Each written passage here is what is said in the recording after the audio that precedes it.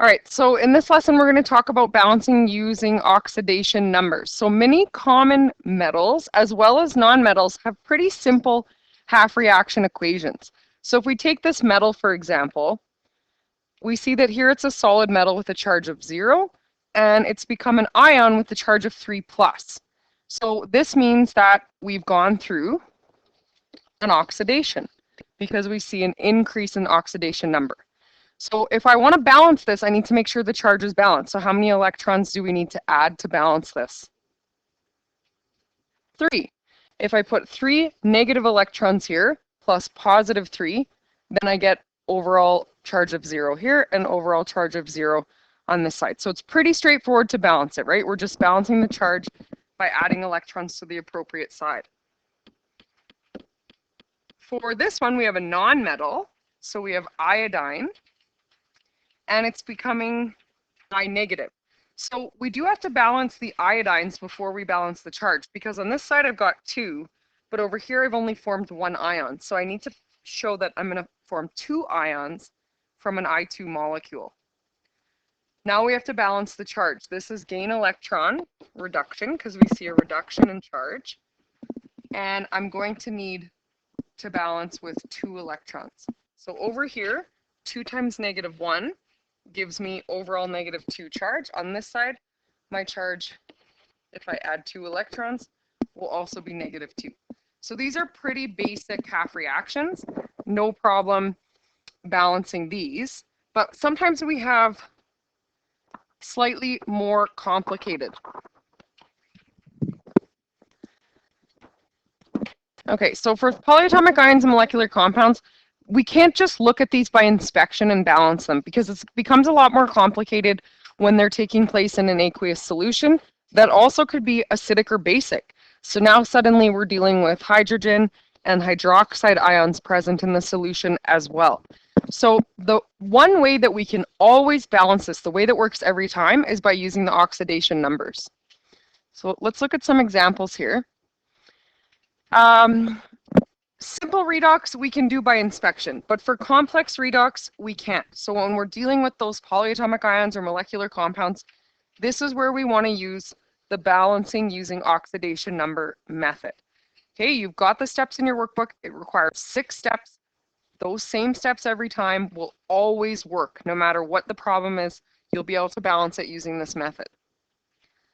Okay, so remember, the total increase in oxidation number must equal the total decrease in oxidation number of another atom or ion. So total electrons gained equals total electrons lost. So when we balance it, this is what we're doing. We're making sure that we've balanced the reduction and oxidation reactions. Okay, here's our 6 steps. So we're going to follow through. We're going to go through some examples and refer back to these 6 steps as we go. So these are on page 13 in the workbook, and we're actually going to skip this example, and we're going to move to this example here. So if you watch this example and follow along with your workbook open in front of you to the page that has these 6 steps, we're just going to go one step at a time.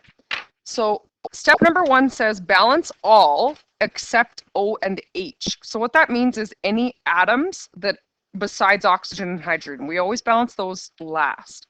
So the only atom that I have here besides O and H is an I, and I have 1 on each side. So the iodines are already balanced. So step 1 is done. Step 2, we assign the oxidation numbers. So I have IO3 aqueous becoming I negative aqueous. So this is a skeleton half reaction. Okay, it's just showing the reactant, the product. We need to fill it in and balance the charge. So we need to show where the electrons are going from where to where. If we assign oxidation numbers, start with the common ones. So oxygen is -2. Overall, the charge on this polyatomic ion is -1. So 3 times -2 for the oxygens, that gives me 6. And my total charge has to be -1. So the iodine has to have an oxidation number of +5. Over on this side, I negative, This is a monoatomic ion, so the oxidation number is the same as the charge. It's just going to be -1. When we look at this, we're just seeing a half reaction, right? This is not a full redox reaction because there's only a half reaction taking place. And if we compare what to what, well, here I have +5 for the iodine becomes -1. So this shows a decrease or a reduction in oxidation number. So this is gain electron reduction. And it requires, to go from +5 to -1, that requires a gain of 6 electrons. Because there is no oxidation half reaction, this is only a half reaction. So step 3, where it says determine the Leo and Gur half reactions, this is only a half reaction. So step 1 we've done, step 2 we've done, and we've determined that there is a reduction, but there is no oxidation reaction. So step 4, it says balance the electrons. Unless it's just a half reaction, then we just assign electrons to the correct side. So because this is a half reaction, that's all we're going to do. I have 6 electrons gained. My total charge, I need to show a 6 electron gained. So we show this on the reactant side. Gain electrons reduction. We show the electrons on the reactant side. Now look at step 5. So it says balance the charge by adding H+ for acidic or OH- for basic. This question specified that this is in an acidic solution. So it's telling you that this is present. There's an acid present during this reaction. So we have H+ ions that are going to be reacting here. If I want to balance the charge, because it's acidic, that means I'm allowed to add hydrogens wherever I want, and as many of them as I want, but I need to use it to balance the charge.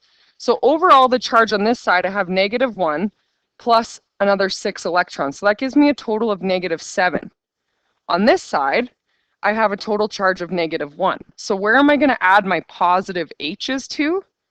To the side that's more negative. How many of them do we have to add in order to balance the two sides?